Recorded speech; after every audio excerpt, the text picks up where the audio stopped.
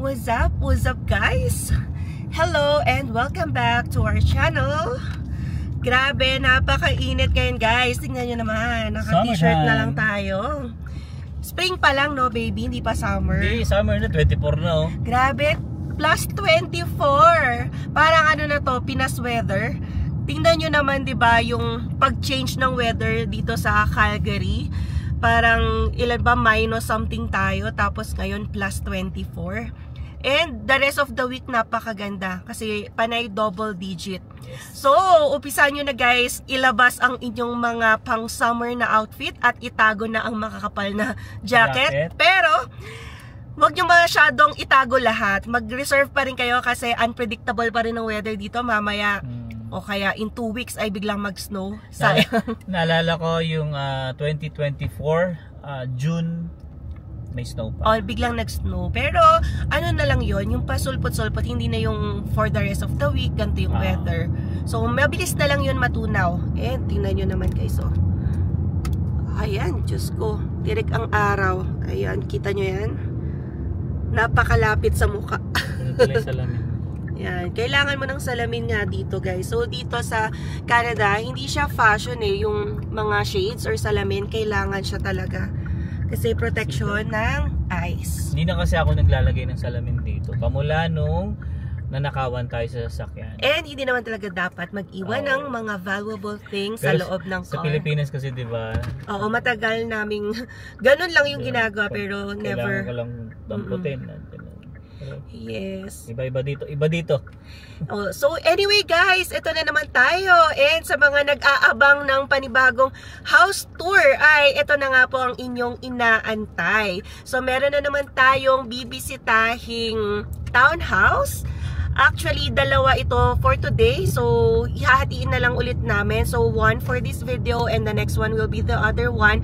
Pero dapat tatlo yun eh. Yung binook sa amin ng realtor. Although, hindi namin requested yung last one.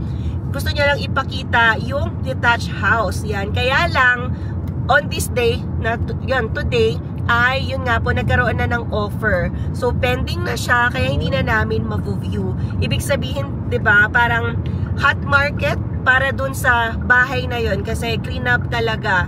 And nakita nyo naman, ano ba yung clean up? Hindi yung townhouse, kundi yung detached house. So, may mga tao talaga na ang interest ay nasa detached house and hindi sa townhouse. So, mas maigi naman talaga na detached, pero dapat mag-ipon ka muna kasi mas expensive yon, mas mahal. Anyway, yung location na naman na pupunta natin, syempre, ang aming target usually ay southeast. So, kung may nagtatanong ba't di kami nagtatry sa northeast or northwest, yun nga lang, syempre, priority po namin sa ngayon ay southeast. And then, yung church kasi namin, big factor din yun. Nasa southeast yung church namin, St. Albert the Great Parish. And then, yung mga churchmates namin, yung sa mga household namin, ay nasa southeast din. So, ayaw namin maging barrier ang aming location, 'di ba, sa pag attend ng mga religious events or gatherings namin.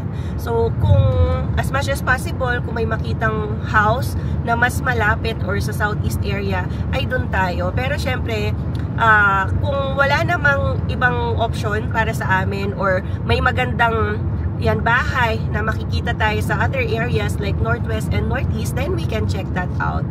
So yeah, samahan nyo kami and yeah, travel lang muna kami ng 20 minutes para doon dahil galing kami dito sa bahay ng Casas family. So again, thank you po. Maraming salamat kay Tito June and Tita Nora sa masarap na brunch. Ayan o, breakfast and lunch and sa masarap na kwentuhan. So, as always, kami ay nag-e-enjoy.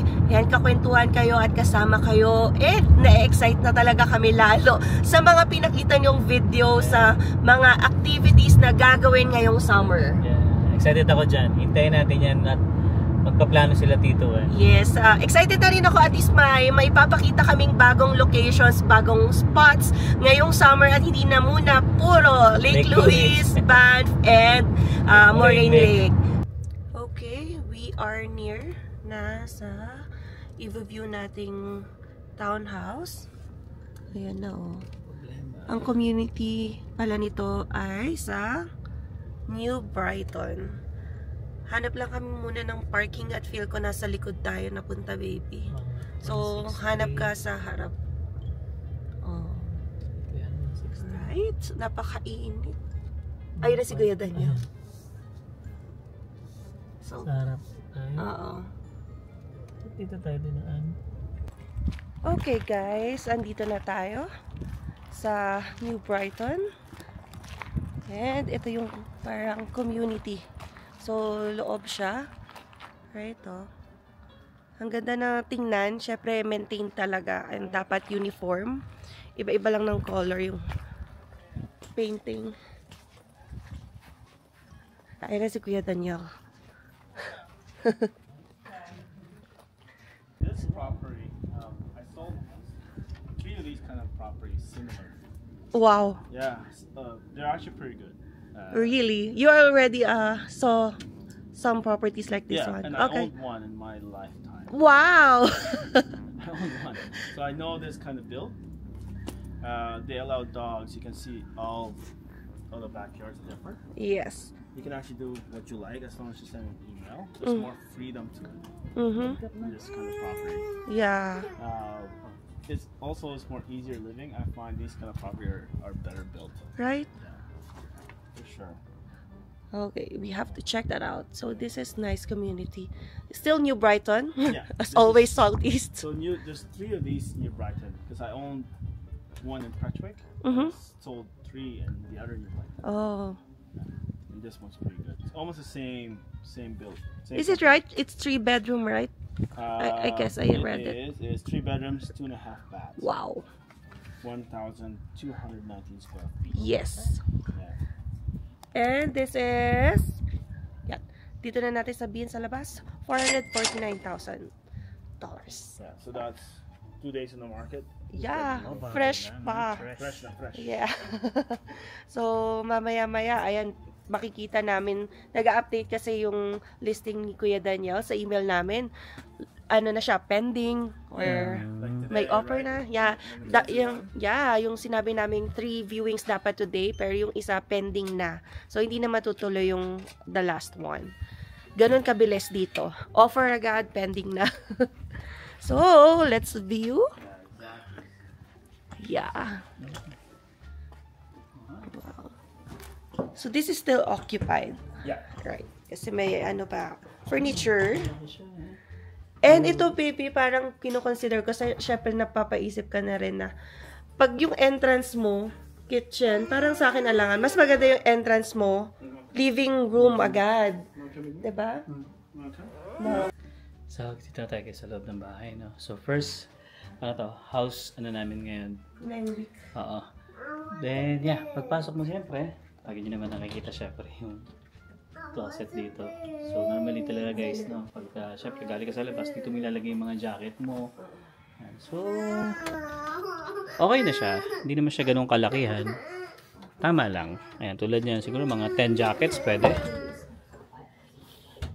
And then, yung kanyang living area. Ayan, maluwag siya. Oo. Welcome lang. din. Hindi siya masikip, daanan. Ayan. Anong first impression niyo? What is your first impression? Welcoming. Oo. Open. Okay sa akin. All the houses here like this, it's almost similar to Right. Mm. Yeah, kasi minsan, yung bet ni Alwin kasi yung Cranston, yung somewhere like that. Sabi ko, it's not so much welcoming kasi few steps lang, it's the countertop. Yeah. It limits your like freedom to move, but here, it's more open. Yeah, just like the one in Copperfield. Yeah. This is nice. Yeah, maganda Look to. at the quality. Ayan guys, so tinan nyo. Maluwag siya. Hindi siya yung tulad ng iba nakikita namin na medyo tight. No? Ito, medyo maluwag siya. Yan. So, punta tayo dito sa kitchen. Ayan. So, meron din siyang island. Oh, ang ganda ng ano niya, oh. Nice. Okay siya. So, yung stove niya, okay pa rin naman. Hindi naman siya brand new. Ayan. Then, of course, microwave. Okay din yung cabinet niya. Maganda rin. Right. Ganda ng ano na. Oo. Yung sa ano niya. Ano ba ito? Tsaka yung kulay niya maganda. Hindi magdumihin. Siyempre, black. Offer na yung mga mess mo. Terno siya dito sa island. Although maliit lang yung island mo. Pero okay na sa akin. okay na kasi rin yung may ganito. island Hindi naman ka. ikaw nagluluto. Tapos, may space ka pa sa dining area. Ito yung maganda kasi yung cut niya, enough to Sakto accommodate lang, yung oh. table. Sakto lang. Diba? Yeah, maganda. Maganda siya. Tapos, malalaki yung windows mo. Yes. Then, ito yung makikita mo, mga kapitbahay mo. Ito yung, ano guys, parang likod. No, kasi dito tayo galing sa harap kanina. Yeah. So, Bibili ng ref nila. yeah. Laki na. Wala lang ice something. Ice maker. Pero okay na yan. And then the pantry. So, Okay na rin. Hindi naman natin kailangan ng sobrang laki. 3 lang naman tayo. wow. Yeah. Nice. Cabinet. So, may space pa dito. Pwede ka maglagay ng little cabinet. Parang sisikip siya, baby. Dahil daanan yan. Okay na rin siguro yan. Yung ilaw niya dito sa kitchen na ganito lang. Okay na rin. Ano na, hindi natin lang makita yung effect ng light kasi ang liwanag sa labas, tindi na sikat ng araw. So, we'll go ahead Sa dun taas? sa taas. Tayo sa taas. Bago tayo pumunta sa garahe. So, love ko tong ano, Ganda. sala. Kasi ayoko yung ano, maliit na sala. So, punta tayo dito. So, Ilang bedroom to? 3 daw. So, carpeted. Oo nga pala guys. Carpeted siya. Ayan. So, first room. Oh, parang office room nila. So, guys, occupied pa. Oo nga Won't pala. touch na lang yung mga loob. Yeah. Kasi dito yung ginawa nilang office area. Pero pwede rin tong bed. Yeah, pwede. Eh, meron nga siyang ano. Dito higaan. Oo. Pero okay din yan. At least naiaangat mo yung bed. Kung hindi ka naman maarte. Right. Ang ganda ng ano niya. Yeah. Simple lang, pero may dating. Parang pang home bodies. And then, big windows again. Okay din ito. Yeah. So, yung labas niyo pa rin. Right? Cute. And then, Pakita natin ito. May ano rin siya dito. Closet. Yan. Oh, may bed nga rin siya dito. Folding bed. Pull out bed. No? Hindi ko alam kung pwedeng hatakin dyan, no? Pero sa kanila na yan. Nice. So, ideas lang. Then, second room. Here, parang bigger Mas cut to. mas malaki ng konti ito. Okay din siya. Yeah. Double ba to? I think queen. Queen ba? Sayang no? Yeah, this is a queen size. Tapos may TV ka dito. Sakto lang ha? And Yeah, of lagi course. kong nakikita, malaki yung window. Window. talaga. Maganda. Maganda. Parang hindi ka madedepress ng mood mo. Dahil yung may view, ayan o, view daw sabi ni Zara. Yeah, view. Then meron siyang large mirror. Yeah, you can add that naman anytime. Sayang, don't touch ha. So Baka may nakita mabuksak. ko, $63 niya binili. Eh, presyo pa. May presyo pa. Okay, so going tayo So sa that's the master's second bedroom. Before that, meron tayo 4-piece washroom. Okay. Yan. Oh, yeah. Bathtub, of course, meron yan. Hindi mawawala yan. Yeah. Typical na bathroom. Hindi siya ganun kalakihan, pero okay na rin. Pwede na rin. So, we'll go now sa master's bedroom. Okay. Bigger cut nga. I think meron din siyang, may 2 doors, either washroom or Tingnan walk-in natin. closet. So, this is yung walk-in closet Walk-in nila. closet. Yan. Hindi na natin papasukin kasi may mga gamit, guys. Yeah. Then, And then, hindi natin ano to. Baka ito yung washroom. washroom. Yeah, Yeah, washroom din. 4-piece. Saan ba ang ilaw? Ito. Yan. Diba? So, at least kahit 3-bedroom ka, hindi ka rin naman kulang sa washroom dahil meron pang ganito sa master's bedroom. So, same lang din, no? Yeah. Paras din. Ganun din. Parang same size lang siya dun sa kabila. Meron pa siyang ganito, extra storage. Diba? Yeah. Wala sa kanina. Oo nga. Yan. Wow, 2 days pa lang to sa market. So, hindi pa siya magre-reduce ng price. Oo, malamang. Kasi guys, yung mga ibang nakivisit namin, parang 30 days na sa market, nag-reduce na ng $10,000. So, Okay view na. din. Ano bang view? Oo. Hirap na. Ganda rin siya. Diba? Sulit na 3 bedroom sa taas. Then, ano to guys, walang basement to. So, pero may garage. Oh, pupunta na tayo ngayon Puntahan sa natin yung garahe. garage area. Guys, medyo, alam mo yun, yung parang ma-feel mo. Oo, homey to. Homey yung Pwede. feels dito. Nakakatulong din pag nag-tour talaga pag may gamit. Nakapagpaganda. Nakikita mo yung... May pet sila, oh. Oo. Mayroon silang pet. Kita yung top here. So, ito yung washroom ulit. Dito sa... Guests. Oo. 2-piece. Oh, spacious pa siya, baby. Okay No? din, oo. Hindi siya small cut. And parang bago, no? Yung top niya. Diba? Counter. Parang well-maintained din. Yeah, Ayos. nice. Hindi naman siya maingay. So, going to garahe tayo. Tingnan Yeah, natin. let's go to the 2-car garage. 2-car ba to? I think yata. Oh. Dito din yung laundry pala. Wow, edi baby, may office area pa oh. Oo nga. Spacious yung basement niya. Oo nga, no. So somehow, you can treat it as basement kasi makakagawa ka ng Oh. office. Nice. So, nandito yung laundry niya. And then, nandito yung furnace. So, meron pa siyang extra storage dito for the shoes. Mukhang mahilig din sa shoes. Yan, diba? Maganda ng... Ito yung kailangan ko, baby. Yung mga ganito. Oo. Para kita mo agad, no? So, ito Yan yung furnace, kanilang guys. furnace. Alam mo kung anong year build to? Hindi. Tingnan natin, Tingnan natin doon mamaya doon sa paper. Yan. Then, yung kanyang breaker nandyan. Diba? Diba? Ang ganda ng ano. Ganda. Ay siya. Kasi may extra space ka. May 3 bedroom ka na. May parang basement ka pa na medyo maluwang. Tapos, Ito na yung papasok dito sa garahe. sa garage. So, tingnan nga natin kung tama ako. Oh, 2-car Oo nga, garage dalawa. na, guys. For the price. Nice.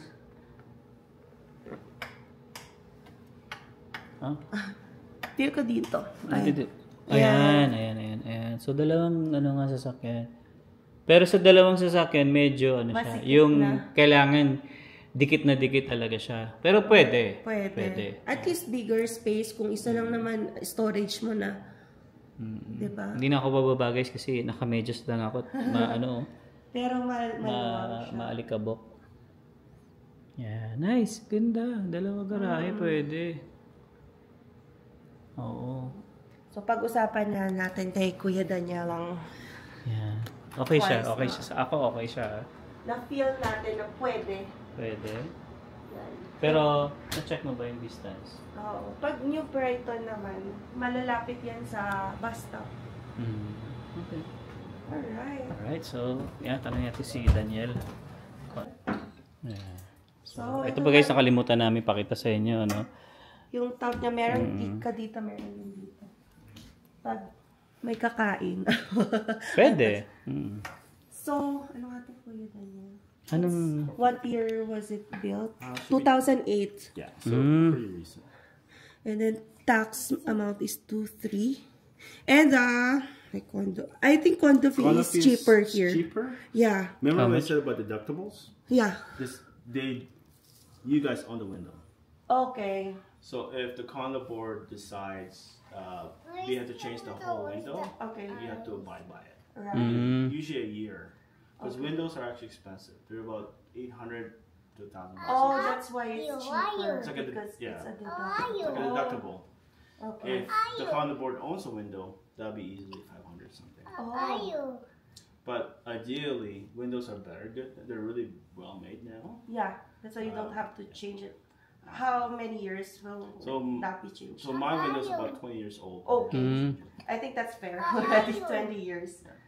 I have not changed my windows past 20 years. Okay. It depends too on the south facing. If you hit the sun more, then it'll get damaged more.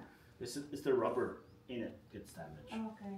So, yeah, I think this is nice and it feels homey than the Mackenzie.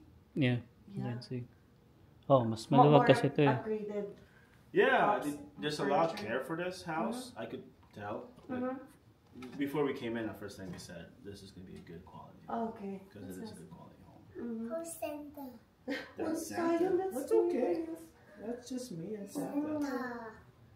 And then usually we are seeing like listings that are being reduced in the amount now. Yes. How many days do they decide before they reduce it? So, usually average is 30 days. 30 days. So the market did went down. I got an email, because we get emails from my brokerage, an email from my government body, Okay. and Stamps Canada too. Mm-hmm. And in Calgary, there's 20% less house being sold this year, Okay. this month of March, Oh, last okay. March, So compared to last year. Yes. So there's a 20% slowdown. That means there's 20% more properties for sale out there. right So compared the to price is going down. Mm. In a good way, is that because it's kind of weird, because what's going on with the world is that, yeah, there's something going on with politics, you know? It's okay. Sayun. It's okay. With the political stuff, right? So consumer confidence is not quite there, Mm-hmm. which is understandable, Yeah, yeah. right? With the tariff and Yeah, trade war. Yeah, the trade war, that has a big effect on housing and Yeah. even cars buying, you know, we name it, everything is Yes. affected by it. Us Okay. too. That being said, price did go down. It should be, the price should be kicking really well by now. Okay, the springtime, right? Yeah, because interest rate went down before the tariff came. Mm-hmm. Ideally, this should be the market. Like, it's really, really fast. Yeah, correct. Yeah, it's nice. Is it nice? It's nice. For my vacation. Right? Sayun po. So those are happening right now. So if you're a buyer, Mm-hmm. it's the best time to buy houses. Okay.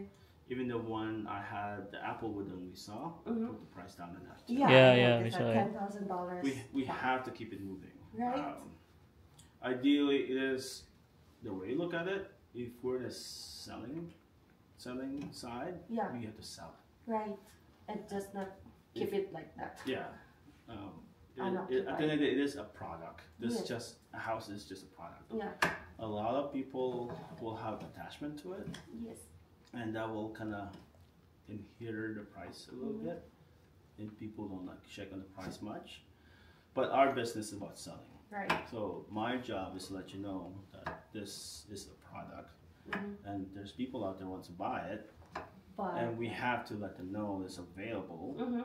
But there should be a price within the market. For sure. So Yeah. that way it moves. So ito yung bahay guys, no? Ganda. Oops, wait. Dito ka. Yan. Ganda siya. Malawak siya. Tapos ito yung labas mo. Oh, pwede kang mag-barbecue, pwede kang stay dyan. No, pwede kang maglagay ng umbrella. Pwede kaya yun? Depende sa limit. Pwede. You look at the neighborhood. At least yung sun mo Ah. dito, oh. Pwede ka makarelax. Nandun yung sun nila eh. Oo nga. Maganda siya. Tsaka ang ganda ng community guys, oh. Tingnan nyo naman. Diba? Peaceful. Yeah. Na hindi ka kakabahan sa kapitbahay. Ganda. Lapad nyo, tingnan nyo. Yan, oh, tsaka ganda. Sa mga nakikita kasi namin, di ba, masyadong makipot. Tight. Yeah. When you Good. buy property, you also buy you have to know your neighbors. Like our conversation last time was that, what's the difference in a single home, townhome, condo apartment? I think they're almost all the same. Yes. Because you still have to have neighbors. Yeah, If your neighbor is really bad, I wouldn't live there. definitely even if it's a Or walk detached away. one. For the visitor parking, so there's no issue? Or... There should be, but you have to register your people usually. Okay. But the street parking anyway. Oh, I see. Did you park there? I park in the street. Oh my Oh. god, is it allowed that you park there? Yeah. It's allowed. It's just they don't like it when you park there 24 hours. Okay. Oh, yeah. definitely. That's good. Because some people here have multiple cars. Yeah. And just park there and Mhm. use for space. Right.